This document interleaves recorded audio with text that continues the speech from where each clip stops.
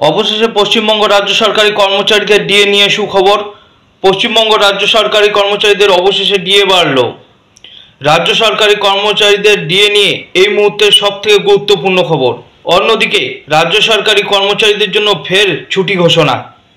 রাজ্য সরকারি কর্মচারীদের ডিএ এবং ছুটি নিয়ে এই মুহূর্তে দুটি গুরুত্বপূর্ণ খবর এই ভিডিওতে শেয়ার করতে চলেছি। অবশ্যই ভিডিওটি শেষ পর্যন্ত দেখার চেষ্টা করবেন। ভিডিওর নিচে কমেন্ট করে দেবেন এবং ভিডিওটি ভালো লাগলে অবশ্যই ভিডিওটিকে লাইক করে পাশের নোটিফিকেশন বেলটি প্রেস করে রাখবেন। সরকারি কর্মচারীদের জন্য সুখবর। 25% ডিএ বাড়ল না রাজ্য সরকারি কর্মচারীদের, কিন্তু 4% ডিএ ফের বাড়িয়ে দিল রাজ্য সরকার। বড়সড় উপহার পেলেন রাজ্য সরকারি কর্মচারীরা। মহার্ঘ ভাতা বাড়ল রাজ্য সরকারি কর্মচারীদের। জুলাই থেকেই এই ডিএ বৃদ্ধি করা হয়েছে বলে সূত্র মারফত খবর পাওয়া গিয়েছে। রাজ্য সরকারি কর্মচারীদের ডিএ এবং ডিআর 4% বৃদ্ধি পেয়েছে, যার জেরে বিরাট স্বস্তি পেলেন রাজ্য সরকারি কর্মচারীরা। একদিকে যখন রাজ্য সরকারি কর্মচারীদের 25% ডিএ নিয়ে সুপ্রিম কোর্ট থেকে নির্দেশ দেওয়া হয়েছে রাজ্য সরকারকে, এবং সেই ডিএ মেটায় নিয়ে রাজ্য সরকার উল্টো সেই আর্জি পুনর্বিবেচনার আবেদন জানিয়েছে সুপ্রিম কোর্টে রাজ্য সরকার, সেখানেই রাজ্য সরকারি কর্মচারীদের জন্য 4% ডিএ বৃদ্ধির ঘোষণা করল পশ্চিমবঙ্গ রাজ্য সরকার, যার জেরে কিছুটা হলেও স্বস্তি পেল রাজ্য সরকারি কর্মচারীরা। পাশাপাশি পশ্চিমবঙ্গ সরকারি কর্মচারীদের জন্য 7ই জুলাই ছুটি। জানুন বিশদ তথ্য। পশ্চিমবঙ্গ সরকারি কর্মচারীদের মধ্যে মহরমের ছুটি নিয়ে একটি বিশেষ আলোচনা চলছে। 2025 সালের ক্যালেন্ডার অনুযায়ী মহরমের সম্ভাব্য তারিখ 6 বা 7ই জুলাই। যদি মহরম 6ই জুলাই হয়, অর্থাৎ রবিবার পরে, তবে আলাদা করে ছুটির কোনো ঘোষণা হবে না।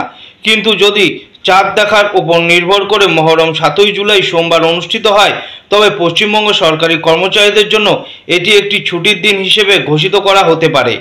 এই বিষয়টি নিয়ে সরকারি কর্মচারীদের মধ্যে যথেষ্ট উৎসাহ এবং কৌতূহল দেখা যাচ্ছে। পশ্চিমবঙ্গ সরকারি ছুটির তালিকা অনুযায়ী মহরম একটি সরকারি ছুটি হিসেবে তালিকাভুক্ত।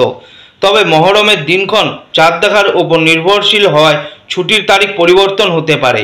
2025 সালের জন্য মহরমের সম্ভাব্য তারিখ 6ই জুলাই রবিবার অথবা 7ই জুলাই সোমবার।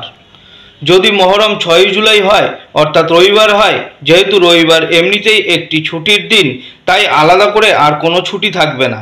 যদি মহরম 7ই জুলাই হয়, সেক্ষেত্রে পশ্চিমবঙ্গ সরকার একটি বিজ্ঞপ্তি জারি করে 7ই জুলাইকে ছুটির দিন হিসেবে ঘোষণা করতে পারে।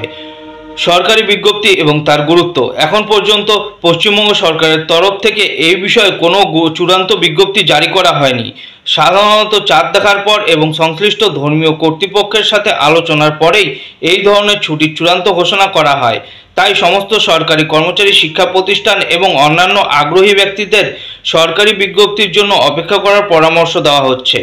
আশা করা যায় যে খুব শীঘ্রই এই বিষয়ে স্পষ্ট একটি ধারণা পাওয়া যাবে। অন্যদিকে 25% বকেয়া ডিএ ইস্যুতে রাজ্যকে চাপে ফেলার হাতিয়ারে ধরা পড়ল ত্রুটি।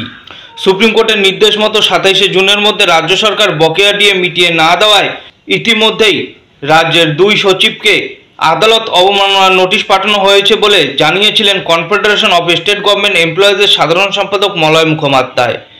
30শে জুন সংগঠনের তরফ থেকে সশরীরে নবান্নে গিয়ে সেই নোটিশ দিয়ে আসা হয়েছে বলে জানিয়েছিলেন তিনি। তবে সেই চিঠিতে ছিল একটি ছোট্ট ভুল। জানা যায়, আদালত অবমাননার যে নোটিশ নবান্নে দিয়ে আসা হয়েছিল, তাতে মুখ্য সচিব মনোজ পন্থের নামের বানান ভুল ছিল।